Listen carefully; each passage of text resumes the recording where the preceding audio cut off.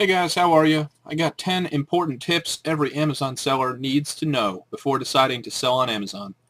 And I just want to talk to you guys today about them because I get so many questions from all these different people, all about Amazon and eBay, because I see a lot of people out there who are asking a lot of questions and I want to answer them for you. So let's just get started. Number one, Amazon does not care about you. You're a drop in the bucket and they will make this known very clearly. You're fortunate enough to use their service and you should be grateful. That's how they view you. Tread lightly and follow their rules to the T, or else you will not be nearly as successful as you could be, and you may even get kicked off. Number two, Amazon is the best place to sell the vast majority of books, DVDs, CDs, and just about anything with a barcode. Their traffic is incredible, and you're wasting your time trying to sell these types of items anywhere else. While there are exceptions, such as having your own website, selling a niche genre, you'll notice a night and day difference if you previously tried to unload these types of items on another selling platform such as eBay.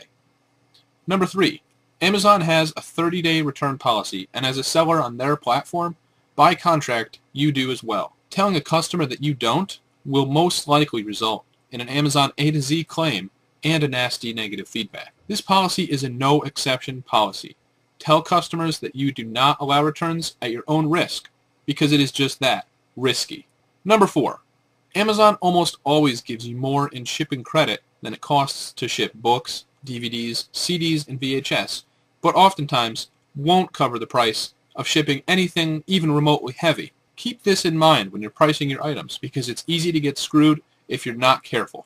Now, if you're a pro merchant, you can modify the cost of shipping, but it's a little bit tedious and it can get kind of annoying after a while if you're dealing with lots of products. Number five, Amazon FBA is the most incredible and lucrative opportunity right now for anyone who's hungry to be making money, but only if they're willing to put in the time and effort. It's easy to gross over 100K in sales in a year with Amazon FBA with no hired help whatsoever. Couple Amazon FBA with retail arbitrage, the perfect pairing, for what is essentially God mode in money making. It is noteworthy to mention that you need a decent amount of investment capital to get yourself started doing so. Together, we may discuss the intricacies of Amazon FBA and retail arbitrage, but without going any further, you should be aware that if you're not using Amazon FBA, you are missing out big time. Number six, customers ignore you like an awkward next morning, even if they love their purchase. You have to wring their necks to get feedback out of them, and being too forceful in your request can lead to negative feedback. You can leave a kind reminder in the shipment on an invoice, but even still, don't expect to receive feedback anywhere near as easily as on eBay. I'm not exaggerating when I say expect about 5% of buyers to leave feedback. Number seven, Amazon is scammers' paradise. If you thought eBay was bad, just wait until you step foot into the arena of Amazon. The best way to avoid this is to focus on products that are not very scam-worthy. Here's a quick example. I sell an item type that is most likely the least scam-worthy item on Amazon: non-fiction books. The majority of my buyers are mature adults, generally middle-aged, who are seeking out a book that they really want or even need. Most of them will cherish their purchase and be happy to have completed a mutually beneficial transaction. If you sell something such as a vintage video game, I would expect a massive amount of scams and returns.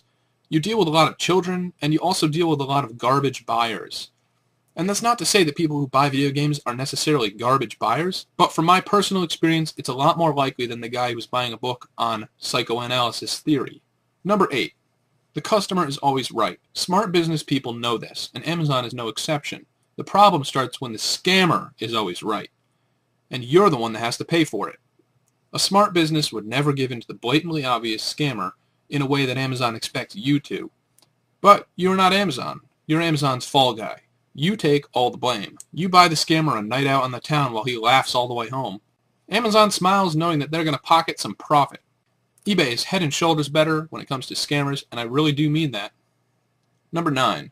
Do not sell items that are worth $100 or more on FBA. You're setting yourself up for an absolute nightmare.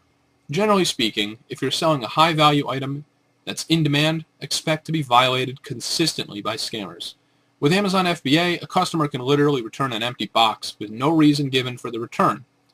In fact, the vast majority, over 90% of returns I got last year, were items that the customer broke, or they returned it incomplete, each time stating that the item is not as described to avoid paying any share of what they were supposed to.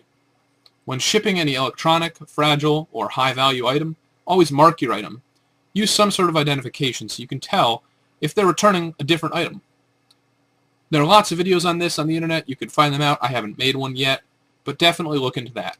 Use signature confirmation on items over $100. And if you choose to use FBA for expensive stuff, just work a massive shrink rate into your cost estimate. There are so many other things that can happen.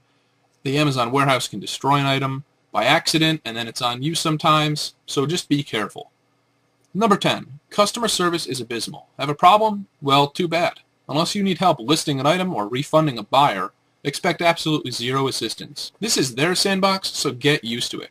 If you feel it's not worth it, perhaps you should create a better business platform to sell your stuff. Until you or someone else does, Amazon is the place to be, and the trade-offs are more than worth it. I absolutely love Amazon primarily for FBA, but also for their unmatched traffic and buyers. Hopefully these tips will help you make an informed decision. Thanks for watching. Please be sure to give this video a thumbs up. I really appreciate it. If you're not already subscribed, be sure to do so for more tips, tricks, and cool stuff related to making money on eBay and Amazon. And lastly, leave a comment with your thoughts or any questions you may have. Thanks.